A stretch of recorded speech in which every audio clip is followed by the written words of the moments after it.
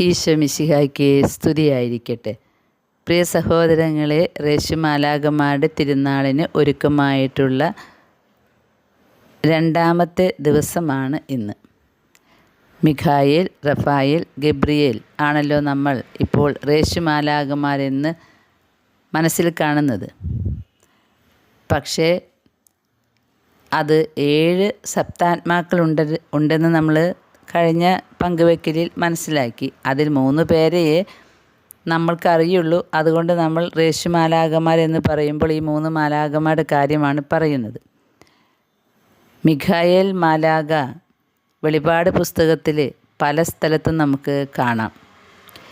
ദൈവത്തെപ്പോലെ ആരുണ്ട് എന്നാണ് ഈ മിഖായേൽ എന്നതിൻ്റെ അർത്ഥം. ഈ പ്രധാന ദൂതൻ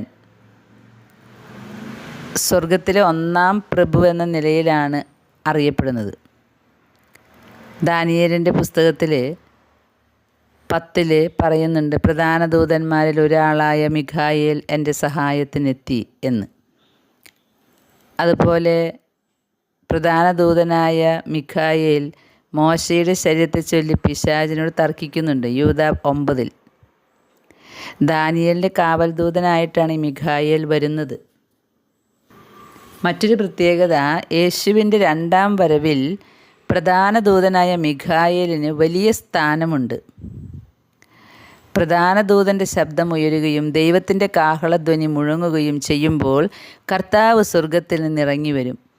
ക്രിസ്തുവിൽ മരണമടഞ്ഞവർ ആദ്യം ഉയർത്തെഴുന്നേൽക്കും. സഭാ സംരക്ഷകനാണ് മിഖായേൽ. ആത്മാക്കളെ സ്വർഗത്തിലേക്ക് കൂട്ടിക്കൊണ്ടു പോകുന്നതും പാതാളത്തിലിറങ്ങി ബന്ധിതാത്മാക്കളെ മോചിപ്പിക്കുന്നതും മിഖായേലും അവൻ്റെ സൈന്യവും ആണ്.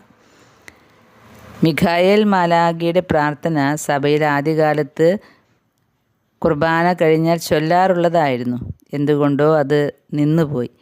പക്ഷേ നമുക്ക് ഓർക്കാം, ഈ അന്ത്യകാലത്ത് മിഖായേലിനോടുള്ള പ്രാർത്ഥന, മിഖായേലിനെയാണ് നമ്മൾ ശക്തമായി വിളിക്കേണ്ടത്. കാരണം സാത്താനെതിരെ യുദ്ധം ചെയ്യേണ്ടവൻ അവനാണ്.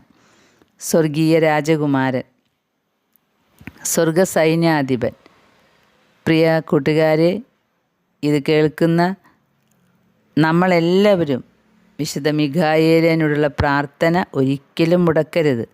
സഭയ്ക്ക് വേണ്ടി, ലോകത്തിന് വേണ്ടി, സഭാ മക്കൾക്ക് വേണ്ടി, സാത്താൻ്റെ പിടിയിൽപ്പെട്ട് കിടക്കുന്ന അനേകം മക്കൾക്ക് വേണ്ടി വിശുദ്ധ മിഖായേലിൻ്റെ മാധ്യസ്ഥം വിളിച്ച് നമുക്ക് പ്രാർത്ഥിക്കാം. ഇന്ന് 2-ാം ദിവസത്തെ പ്രാർത്ഥനയാണ്. സെപ്റ്റംബർ 21-ാം തീയതി 2-ാം ദിവസം. പ്രധാന ദൂതനായ മിഖായേൽ മോശയുടെ ശരീരത്തെ ചൊല്ലി പിശാചിനോട് തർക്കിച്ചപ്പോൾ അവനെ കുറ്റപ്പെടുത്തി ഒരു നിന്ദാവചനം പോലും ഉച്ചരിക്കാൻ തുനിഞ്ഞില്ല. പിന്നെയോ കർത്താവ് നിന്നെ ശാസിക്കട്ടെ എന്ന് മാത്രം പറഞ്ഞു. യൂദാസ് 1:9.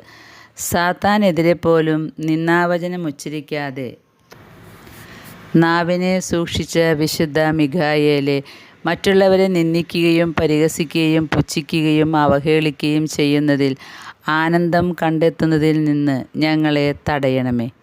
പ്രാർത്ഥന. മുഖ്യദൂതനായ വിശുദ്ധ മിഖായേലെ, ഭീകര പോരാട്ട സമയത്ത് അങ്ങ് ഞങ്ങളുടെ തുണയും സഹായവുമായിരിക്കണമേ.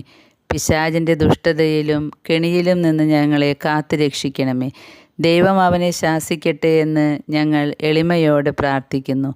ആത്മാക്കളെ നശിപ്പിക്കാനായി ലോകമെങ്ങും ചുറ്റി നടക്കുന്ന സാത്താനെയും മറ്റെല്ലാ ദുഷ്ടാരൂപികളെയും അല്ലയോ സ്വർഗീയ സൈന്യാധിപ, അങ്ങ് ദൈവത്തിൻ്റെ ശക്തിയാൽ ബന്ധിച്ച് നരകാഗ്നിയിലേക്ക് തള്ളിക്കളയണമേ.